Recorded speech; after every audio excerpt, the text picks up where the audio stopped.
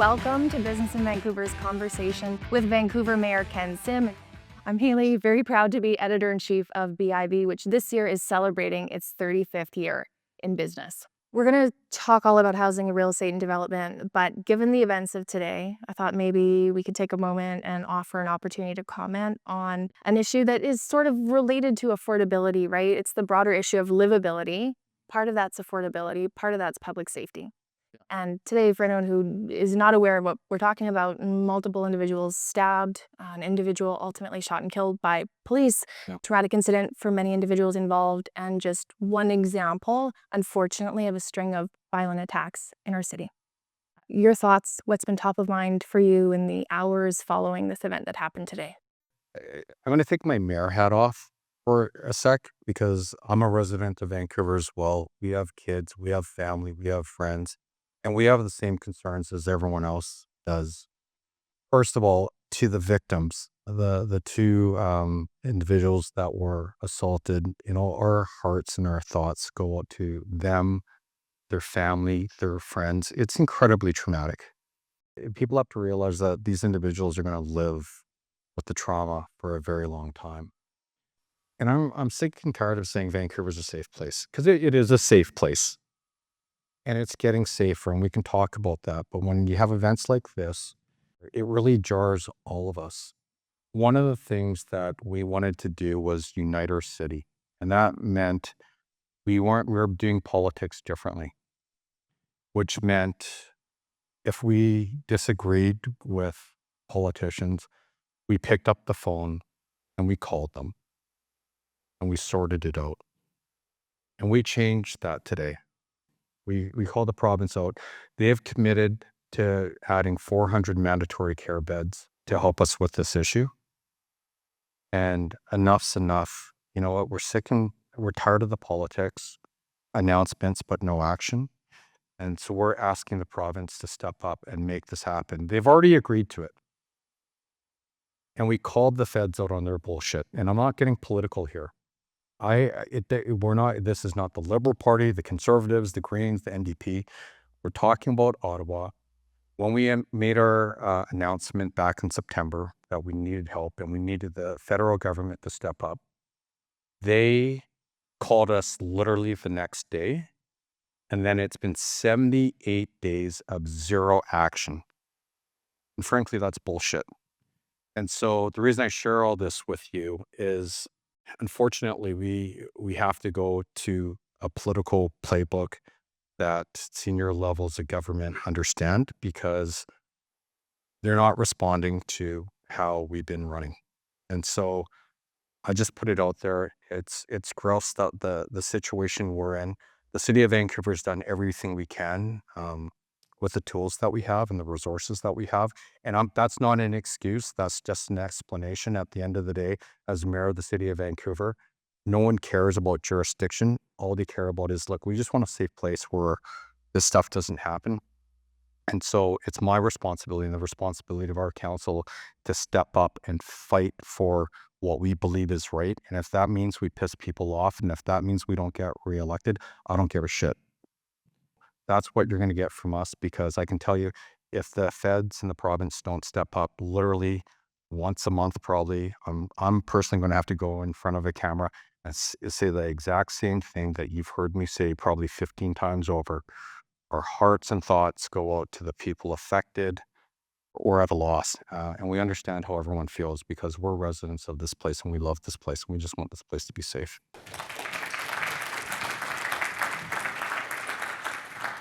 It highlights an issue that is complex, long-standing, and spans multiple levels of government. Housing is one of those too. You mentioned government, other levels of government haven't necessarily stepped up the way that you've asked them to, or others have, on the issue of public safety. Have they stepped up to help the city of Vancouver with its challenges around housing? Yeah, I think so. On a happier note, can I just acknowledge I do have a couple of partners here, like in council, and I saw Councillor Joe and Councillor Klassen. Can you please stand up? I thought I saw Mike here. I really do think the role of mayor gets way too much credit. I'm just one of 11 people in that chamber. and we all work together. And so if things go really well, it's because of the team. If things don't go well, it's probably me. I probably screwed something up there somewhere. But no, I think in general, the province is, they've been great partners. Let's compartmentalize this. I know it's really raw right now, but let's put the public safety thing over here. They've been great partners, and on the housing side, they've been pretty good. So, and the feds, they've stepped up. They've awarded us some money as well, like about 115 million bucks for the, um, you know, for housing. So every bit helps. Sure. Yeah. It's been 2 years now. ABC, a better city when it comes to housing, livability, affordability. Would you say we've made progress on becoming a better city and a more livable city? In terms of housing, it's hard to answer that question because we can do a lot of things. You may not see the payback. So maybe this is a Bill Gates quote. People will overestimate what can happen in a year, but they will underestimate what can happen in 10. And so we've been driving on our 94-point plan that we agreed to, and there's a big focus on housing. And so what have we done? One thing we did was we committed to this program called 3331, which is basically getting a renovation permit in 3 days, a permit to build a single family home or a duplex in 3 weeks, 3 months for low and mid-rise professionally designed projects, and 1 year for substantive projects. We've had some pretty big wins. For example, we've hit the goal on renovations. You can get your permits in 3 days now. There's some exceptions, but we've hit the bulk of them. Anecdotally, I know laneway houses, we've sped it up by 60%. We've gone from 32 weeks down to 10 weeks. Building a duplex, getting a permit's 25% faster. Sprinkler permits, which are a bottleneck, 90% of those permits are being issued within 24 hours. I forget what it was before, but it was like a very, very, very long time. Rainwater review processes, they've improved by 94%. They've gone from 56 weeks down to 3 weeks. So a lot of stuff here is happening faster. On the bigger projects, it's going to be a bigger nut to tackle, but we're working on substantive things. Like when you look at what we've done with the view cone and the shadow policies and changing them, we've literally opened up 215 million more square feet. What that means in units, over a 30-year period, that opens up another 75,000 units in the city of Vancouver, as an example. We pre-zoned 26 village nodes, as an example. We've been very clear that we support the right type of density, which means, if it makes sense for the city over the next 30 years, we're going to do it. But the only thing we're going to do is we're going to do it faster. So if you're along the Broadway line, but if you expect there's going to be, 6-story walk-ups along there, that's not going to happen, right? We actually encourage people to build more. I know we get some resistance, and I'm not going to point to any one neighborhood because some of it might be in public hearing or whatever. It's like those are just general comments. But in your neighborhood, if you live near, a subway line, and you see an application for a 15-story condo tower, that's something I can support. Like in general, I obviously have to look at the details of every single one as part of the process. It may not fit in the neighborhood today, but in 30 years, it's totally going to fit in the neighborhood because this city is growing. There are going to be 1 million people in the city in Vancouver by that time. There's only 700,000 now. We need that housing. And so you may agree or disagree with what I say, but I think it's my job to be very clear so you don't have any surprises. So don't be surprised when we support the building of more homes so our kids and grandkids can live here and they can have careers, and our businesses will be vibrant, and we'll have safe streets, and we'll have people in our police service, in our fire service, in our restaurants, and all our companies, in our hospitals. And that's the game plan. Does that answer your question? It does, yeah, thank you. And we have a question pre-recorded from one of our event partners, Scott and Jacob with Jacob Brothers. Let's take a look at his question for the mayor. Mayor Sim, what specific measures is your office taking to address the affordability crisis that Vancouver is facing? And specifically, what are you doing to control the cost of building infrastructure and housing by managing and reducing the amount of red tape that continues to plague the development and construction industries? When you look at, I think the better question is, how are we doing this? We're not trying to be the smart guys in the room. We're literally going out to industry and we're asking, and some of you in this room have probably been on one of our panels. How do we fix this? What would you do? Like, look, I'm a chartered accountant and I'm in home care. What do I know about RS5 or, a sprinkler permit? I don't. But you know what? People in this room do. And so we've been asking them, just like the Mayor's Budget Task Force. Like I'm actually, that's something I'd actually be super qualified for. But we got 58 individuals throughout, not just Vancouver, but throughout the region from all sides of the political spectrum. We had CPAs, CFAs. We had a bunch of people from UBC. We had Bridget from the Board of Trade. We had Joy McPhail. We had Wade Grant. So we had representation from all these different groups. And they showed us what to do. They gave us a game plan as to what they would like to see. And now it's our job to execute on that vision. Cutting red tape. There's some things anecdotally we've done outside, like thinking out of the box. When you look at, and these are small things, but they're big things. You look at the Stanley Park train. That thing was going to be mothballed. They said, we can't fix it. We don't have the parts. We have supply chain issues. We don't have the knowledge. And we said, well, no, we don't like that answer. And so Jeff Stibbard in the community stepped up and he showed us how we could fix it. Peter Brown and Peter Armstrong, they made their calls. We had 10 people committed to writing checks for $100,000 each. So we could bypass the funding process that would have, if we went through the regular process, first, it would have cost taxpayers money. Secondly, we would have lost a whole season because we still have legacy processes that take time. And so this was a way of thinking out of the box and engaging the community to come up with the solution, fund the solution, and make it work in time. Same thing with Kids Pool. That thing was going to be shut down forever. Once again, Jeff Stibbard stepped up and Scott Construction actually helped out as well. Maybe he's part of the solution. I don't know. But, so look, we're not trying to be the smart people here. We have so many brilliant people in the city of Vancouver. They just wanted the opportunity to step up and we're giving it to them. To that point, now that you've been in the role for 2 years and you have that inside view on how things work, what are some of the things that really serve as barriers to us building more housing faster? What's standing in the way of that? There's a lot of things that are out of our control. And you guys know what they are too, right? Like we don't control interest rates. We don't control inflation. We don't directly control the labor or the talent pool that comes here. So there's a whole and we don't control demand, which you need to make these things pen out. If you're creating a business model to build something on the permitting side, where we know what we need to do now. It's just really executing on it. And by the way, we have a great team at the City of Vancouver, so I have a lot of confidence in them. So that's good. And then the big challenge we have that's going to affect everyone in this room is infrastructure. We have a $500 million a year infrastructure deficit. And I'm not trying to litigate the past. Like we inherited what we inherit, so it doesn't matter. No one cares. Previous administrations to artificially keep the property tax increase lower didn't invest what was required in infrastructure. And so now it's our day of reckoning and we had a choice. Do we kick the can down the street and let the next person deal with it?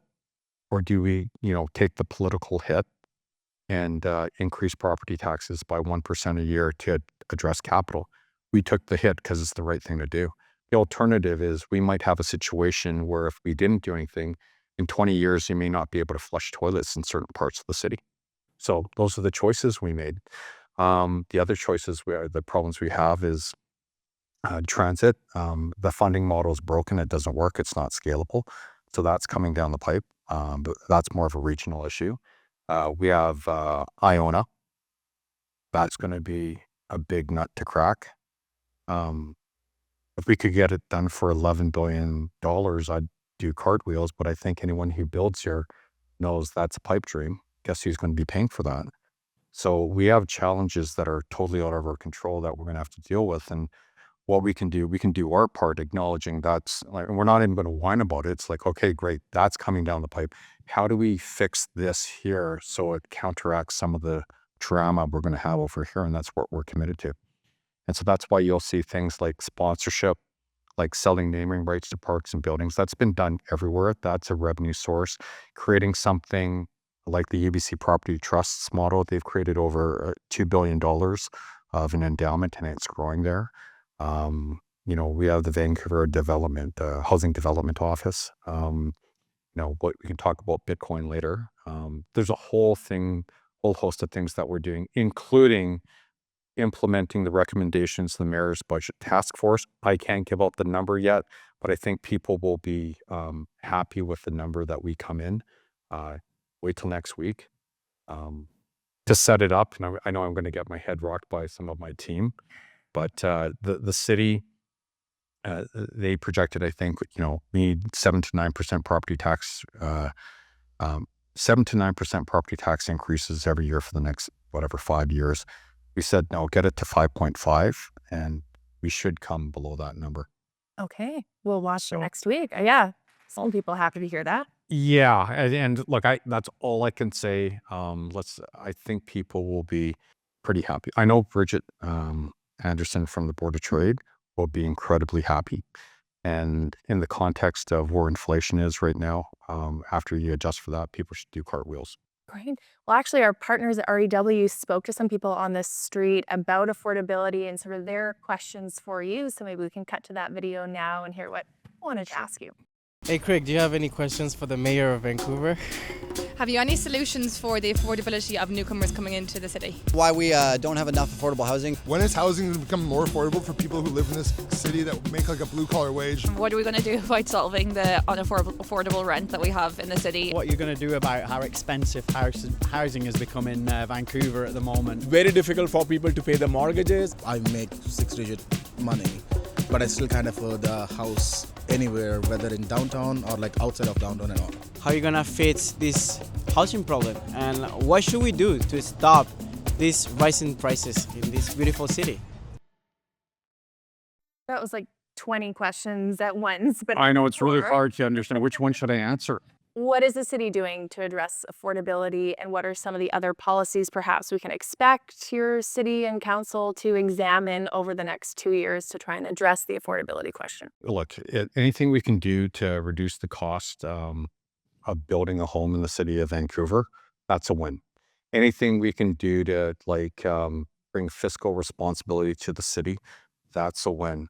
And just so you guys know, we really as an entrepreneur, we understand what you go through. So when some people think, okay, well, you have to wait 6 to 12 years for a permit, what's the big deal? It's a massive deal. You probably have 2 or 3 fundraising cycles in there. You don't know where your demand is. You don't know what the cost of your materials are going to be.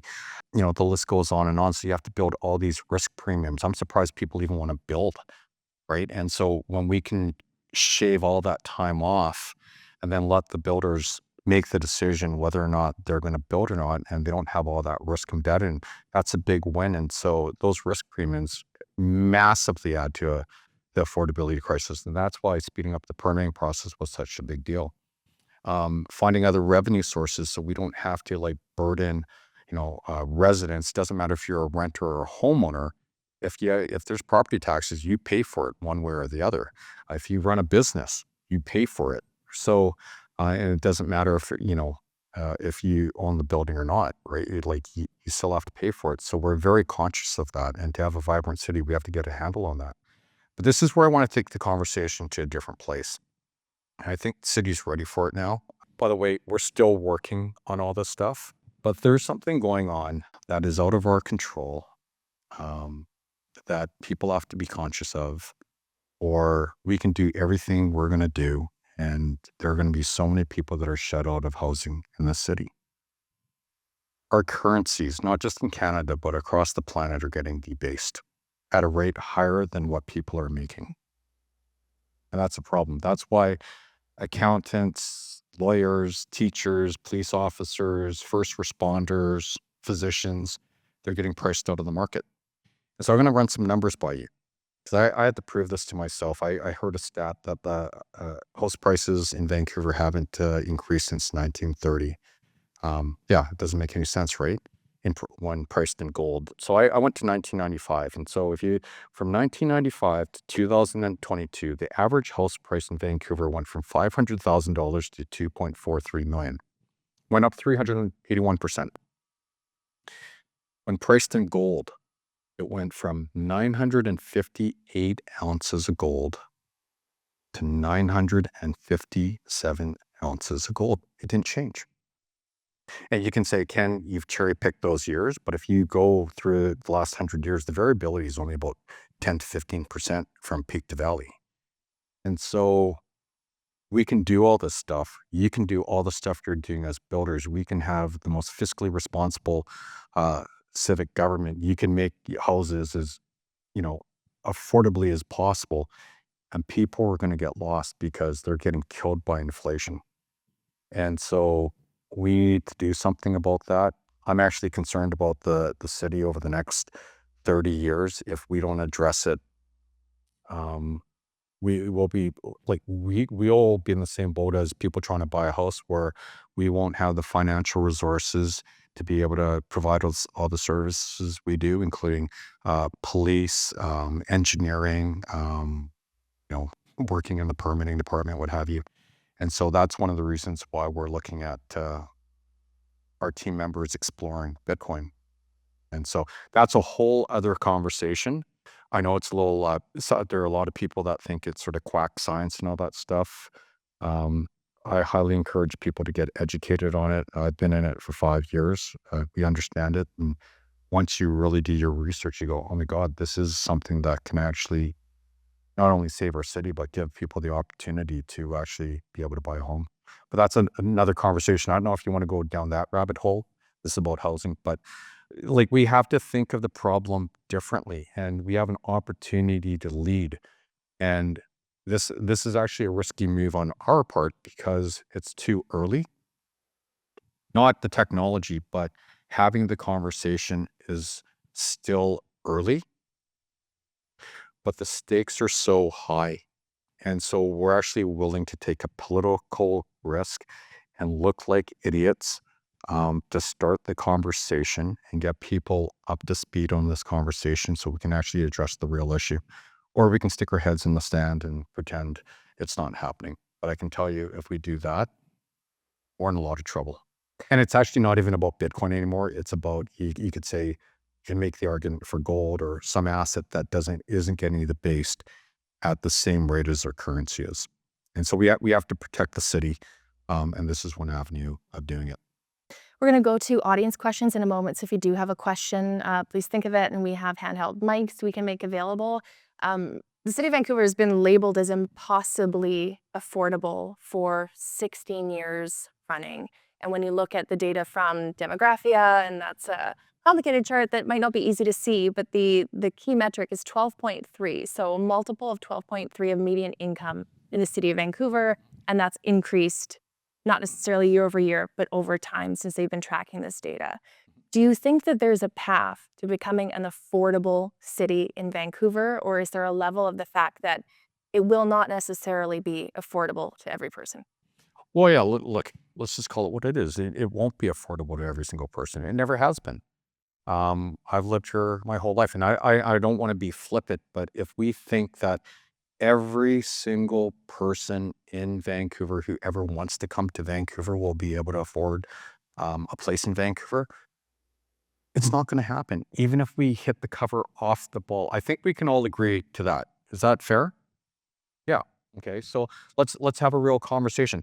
How do we create an environment where a ton of people who are, willing to work hard, have opportunity, where they're not priced out of the market?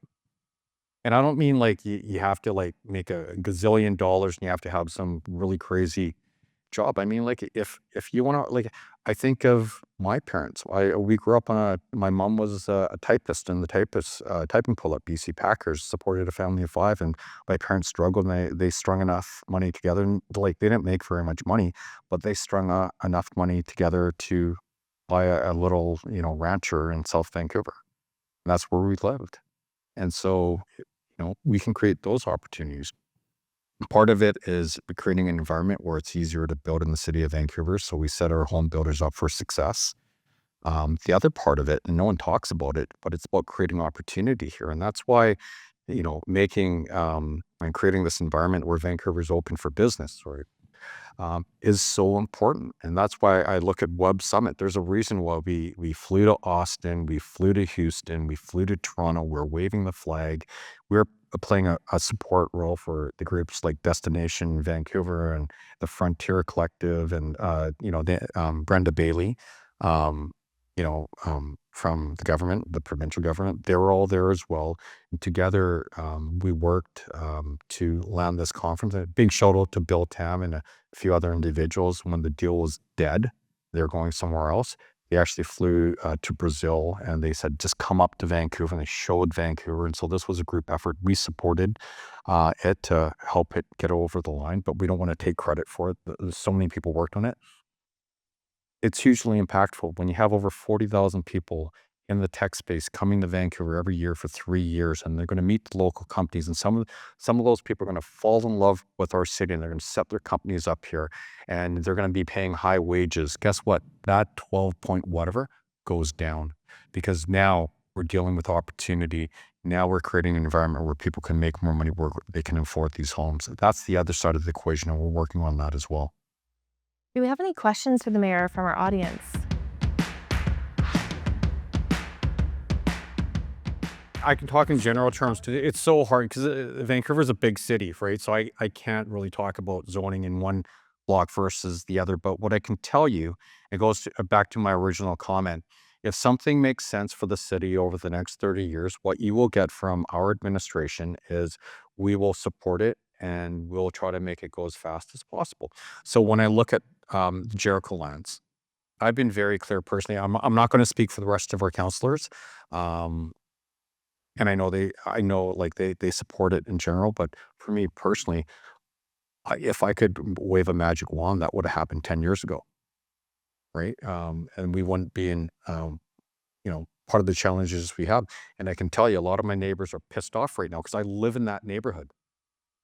I live like literally a couple of blocks from where that is happening. But I think and this is only my own view, and I'm not trying to make anyone wrong who disagrees with me.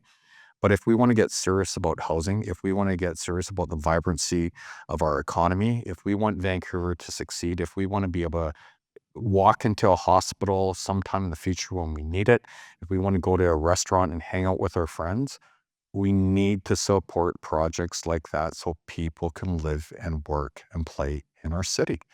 And so in a roundabout way, I support, like, if the zoning doesn't work right now, but something makes sense for the city over the next 30 years, we will work on that zoning to make it happen, at least as long as I'm in office. Thank you for answering the question. One area of zoning, perhaps that's of interest to our audience, is industrial zoning policy. Of course, industrial land availability, scarce, vacancy, very low throughout the region. When we think about it, it's an economic powerhouse, right? Supplies and responsible for hundreds of thousands of jobs in Metro Vancouver, significant percentage of GDP in the region. What's the city doing to protect industrial land and perhaps ensure that we're leveraging that land that is available to its greatest extent possible? Yeah, so that's a very, like, I'm not trying to be elusive. That's just a really hard question to answer. It's kind of like saying, or asking the question, what are your thoughts on the internet, right? Like there's a couple of things. One, we don't have the final say on industrial lands in certain situations, like it's a regional thing. And so it's hard to answer that aspect of it. The other part of it is, the definition of industry changes, right? So if we looked, actually, I remember when I became an entrepreneur, one of the companies we looked at was a company called Nocona, which was a garment manufacturer right by Cambie and 8th, right by Solly's Bagels. I can't believe I just mentioned their name, but they're actually pretty good. Yeah, it does. You know what? We want vibrant businesses. That was manufacturing. Are we going to have like do we think and I was actually in Richmond, and there was a cabinet making company, or like a little factory in Richmond that I visited this morning to walk the shop floor to see what they were working on. Is that industrial? Do we want that in the city of Vancouver? Is it a best utilization of our resources? Or is it the new economy? Is it AI? Is it quantum computing? Is it building robots? Is it the blockchain? Is it green economy? Is it knowledge? And so when you attempt to answer that question, then it changes the definition of industrial land. And then it actually changes the form of how you build. And so it's a really hard question to answer. I don't think we can answer it in a blanket way. I think that's one of the things where you actually have to answer, and I hate to say it. And I'd love to get comments from the industry because I know there are a lot of great ideas there, but that might be one of the ones where we go on a project by project basis, which would be highly inefficient. It'd be absolutely crazy. But the world's changing so fast as well. And it gets really complex. Like if you're like an Amazon, or you have a knowledge business, but you have distribution as well. Do you actually have 3 stories of, one story of loading bays, and then, warehousing, and then another 10 stories of, people on computers? I have no idea. So it's a really, really tough question to answer in a general way. Sorry. No, that's okay. I think we had another question up front here. Vancouver's open for business. It's the greatest city on the planet. It is literally, despite our challenges, I truly believe this is the best city on the planet. We're not trying to be all things to all people, but it's a world of opportunity. And from a business perspective, I think despite the fact we have a lot of great things going on here, people that come here to do business here are still hitting a rocket ship on the ground level. And to give someone maybe a visual analogy, when I think of Austin, Texas, it's on fire. It's absolutely amazing. Can you imagine if you set up your business in Austin, Texas 10 years ago? You would have rode that whole wave. Well, guess what? We're just getting started again, and we're starting the new chapter in Vancouver, and we're open for business. We're clearing up a bunch of bottlenecks, and we have all this natural beauty and all these things that we've been gifted with. And then we have all these different industries where we're killing it, like XR, like audio, augmented reality, virtual reality. We have more talent here, concentration and talent than anywhere outside of San Francisco on the planet. We're leading in the blockchain. We had the first Bitcoin ATM machine here. We have 2 of the leading individuals in ETH based out here. We're like, I know NFTs are a bad thing. Like, people have this negative connotation, but they don't fully understand the business use case. It's not about selling art. We're just getting started on that. There's so many amazing things. The film industry, the gaming industry, tourism. We have an ecosystem of knowledge when it comes to mining, and people think that's an old economy. Well, when you throw that in with AI and augmented reality, think of the mind models that you can create without, a bunch of people touching it, that you can actually efficiently mine, ore bodies way more efficiently. And if you hate mining, but you like the electrification of our planet, guess what? You need cobalt, you need copper. All of a sudden, Vancouver's incredibly relevant. So there's so many things going on here, and people should be super excited about it. And so spread that word. Thank you for the question. We had one up here. You're absolutely right. And so one thing I don't think we want to create is a place where we just have housing everywhere, but there's nowhere for people to apply their trades. And that actually be bad for affordability, because if you can't make money here, then all of a sudden things get really unaffordable. Yeah, no, we have to look at the problem differently. So first, you should, I'd love for you to be able to help us, give us ideas. And there's certain things that we're doing as well. For example, repurposing garages. I know that sounds really silly, but not to the art community. Or like, you even look at Apple. Apple started in a garage. And so we have all these assets everywhere. They could actually be mortgage helpers, and you can actually give startups an ability to, apply their trade in a way they don't have to sign a 5-year lease and, in a big office tower, as an example. So there's a bunch of things that we can do and be innovative. And at the end of the day, it's not even really that innovative. It's just having the courage to say, you know what, that rule's stupid. Let's change it and let's let people actually give them a chance to succeed. Thank you for the question. I think we have time for one or two more.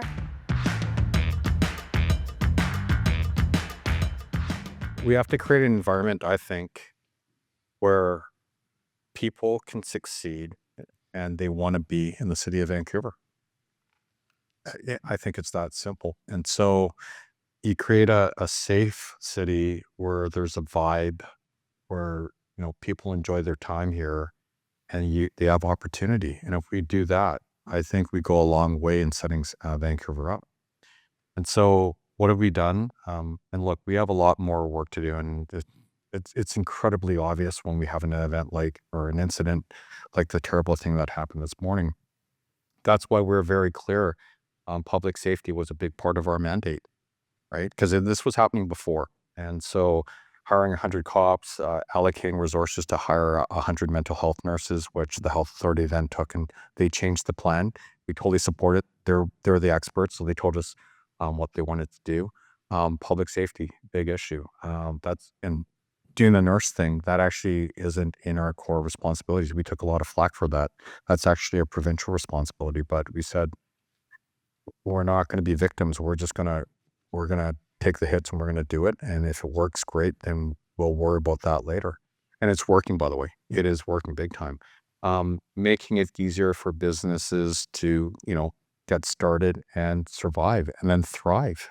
And so we've done a lot of work with making it easier to open up restaurants or getting a permit faster. I think we went from 570 different business licenses down to 88. Like some of the business license that you had to apply for were really crazy, as an example. So there's a lot of work that we're doing. And then we wave the flag for Vancouver. And look, I'm not going to sit up here and say, hey, when we wave the flag, we win all these deals. I think by going down, when we heard that the movie industry, the film industry, all they wanted was for a mayor to come down and say they support the industry. We flew down actually on our own dime, waved the flag and said, yes, we are open for business. Here's my direct number. If you run into any problems, just give us a call. Did we win the deal? Absolutely not. We didn't. The ecosystem here won the deal. We have a 40-year history of amazing people working in the city of Vancouver in that industry. And did we help it maybe by 0.5%? And did it help us land that deal? Maybe. And that's what we'll do. Same thing with Web Summit. And that's why I said, when you go to Colorado, if you want us to wave the flag, if it helps, we will be there. We love the city. We just want it to succeed. And so that's my commitment to the city. Thank you. We have time for one more question. Okay, you have the mic there. I want to thank you first for championing our city. I work for a development company. We have over 450 units under development application sprinkled around the city for rental. 20% of those units are below market. Unfortunately, last week, I was very disappointed that the council overturned the ban of natural gas boilers.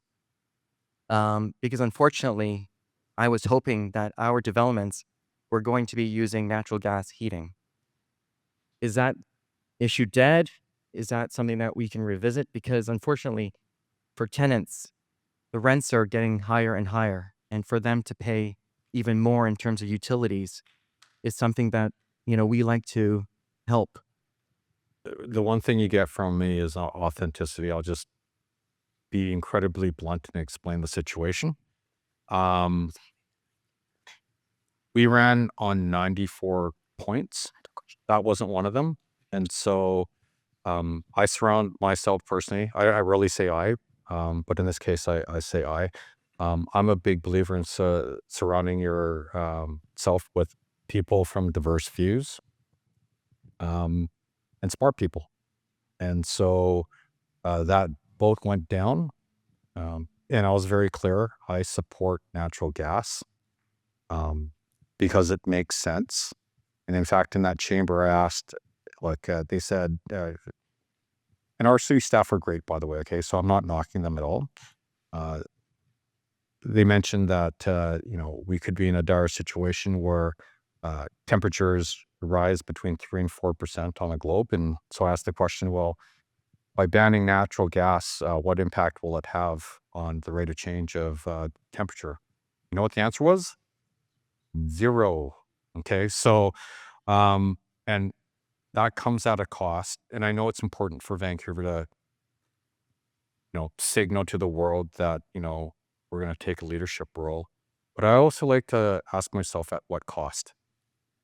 0 impact at the cost of $80 to $90 to $100,000 per every duplex, potentially slowing a permit by 6 months because you have to wait for BC Hydro for a hookup. The list goes on and on. And so I was very clear. I support natural gas. I voted for it. We lost the vote. We can't revisit that for a year. And we have a by-election coming up. There might be 1 or 2 spots, at which point we can recruit 1 or 2 additional councillors, and maybe we win that vote when we have the first opportunity to win it. But those were the cards were dealt. For me, I'm only going to speak for myself. It was a little disappointing. And we're not going to whine about it. We're going to drive on, and then we're going to keep plugging away to make sure that we can create an environment where you can build and provide energy resiliency and more affordability. Thank you for the question. In closing, a final question, and I'll bring it back maybe to that quote you shared, that folks tend to overestimate what they can do in a year, but underestimate what they can do in 10. You have 2 more years in this current term. What can we expect from you and your administration as it relates to housing, development, zoning, permitting, streamlining? What's yet to come over the next 2 years? Look, I'm just going to make it really simple. We're going to do exactly what we said we're going to do. When it comes to the 94 points, all the new stuff, we saw it didn't necessarily work. But the 94 points we're totally committed to, and we're going to drive on. We don't have to reinvent anything. We know the big issue when it comes to building homes is the permitting. Okay. That's the big thing we control, and rezoning. And so we're hauling at 100 miles an hour on that. Our administration, we run differently. If we're traditional politicians, we've been given advice like slow down, save something for before the election, and then save something for no. You know what? That's not the goal. The goal is to change this place as quickly as we can. And in fact, if we can hit everything that we want to do, I don't have to run in 2 years. And so we want to get this done as quickly as possible. We're not career politicians. We don't want to do this, right? Like, we have lives outside of this. And so the quicker we get our job done, the better. And so that's what you can get from me.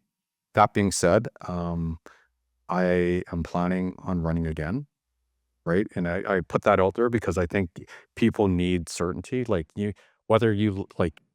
and I'm a business person. You may like the rules, or you may hate the rules, but as long as the rules are clear, you can deal with it and you can make your choices. And so for even the people that hate me in this room, guess what? I'm giving you clarity. But we have more work to do, and committed to it. Well, thank you so much for answering our questions and being here with us this evening. It's been a pleasure speaking with you. Thank you for your insight and candor. Awesome. And thanks for coming out.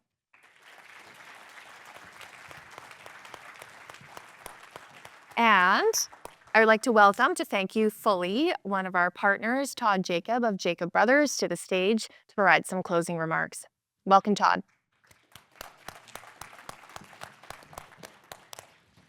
Hey, bud, how's it going? Thank you. On behalf of Jacob Brothers and REW, I'd like to thank Haley and BIV for presenting the event. Mayor Sim, thank you for the courage to come and take the tough questions. And also thank you for your energy and optimism to leading the city. Great. Thank you very much. It's a lot of fun. You've made good progress. thank you, but I think the thank you should go out to this community here. Thanks for not giving up on Vancouver. The easy thing is to say, you know what, the hell with it. It's way easier to do business somewhere else, or we have other opportunities. And so, actually, the thank you should go the other way. So, thanks. Yeah. You don't have to look further than driving through the downtown east side to see a big change in the last 2 years. Yeah, no, it's been good. Thank you very much, Todd.